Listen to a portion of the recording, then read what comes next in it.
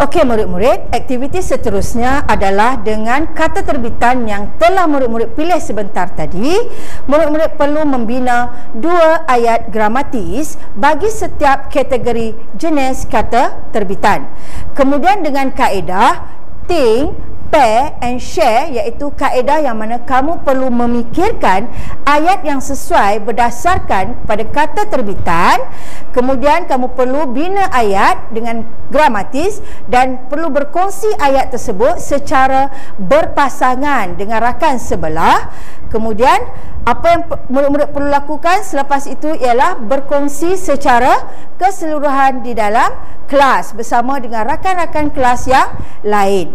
Okey, ini adalah ayat gramatis. Okey, ayat gramatis ialah ayat yang lengkap dan sempurna, mengandungi sekurang-kurangnya 1 subjek dan 1 predikat. Ayat gramatis sama dengan subjek tambah predikat tambah juga dengan keterangan. Okey, ini adalah contoh ayat yang gramatis yang cikgu ambil daripada petikan. Okey, ikan juga kaya dengan asid lemak omega 3 merupakan contoh ayat gramatis. Okey, kalau ayat yang tidak gramatis pula kaya dengan asid lemak omega 3, yang mana ayat ini tidak mempunyai subjek. Okey, contoh ayat gramatis seterusnya ialah rakyat Malaysia mengambil makanan laut sebanyak 58 kg seorang dalam tempoh setahun. Dalam ayat ini mempunyai subjek iaitu rakyat Malaysia mengambil makanan laut sebanyak 58 kg seorang merupakan predikat dan dalam tempoh setahun ialah keterangan. Okey, ayat ini akan jadi tidak gramatis apabila ini contohnya. Rakyat Malaysia mengambil sebanyak 58 kg makanan laut seorang dalam tempoh setahun. Yang mana subjeknya masih lagi rakyat Malaysia.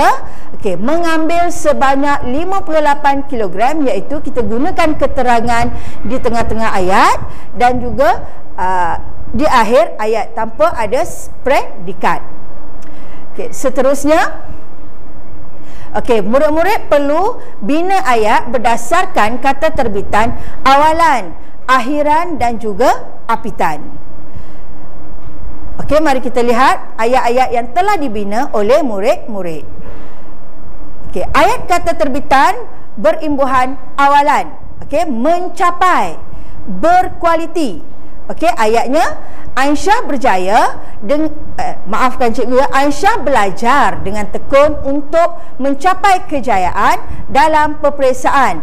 Ya, ayat ini adalah ayat gramatis dan menggunakan ayat kata terbitan berimbuhan awalan, iaitu berimbuhan awalan mencapai.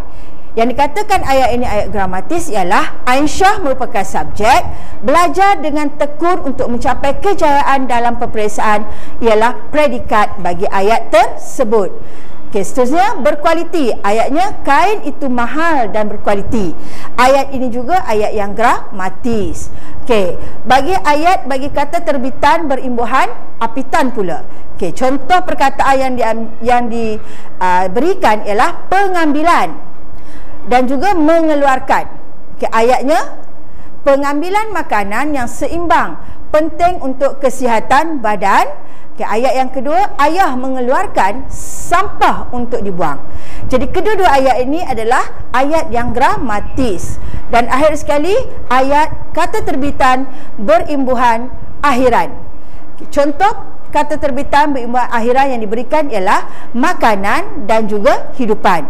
Ayat yang telah dibina, makanan yang disediakan oleh ibu sangat sedap.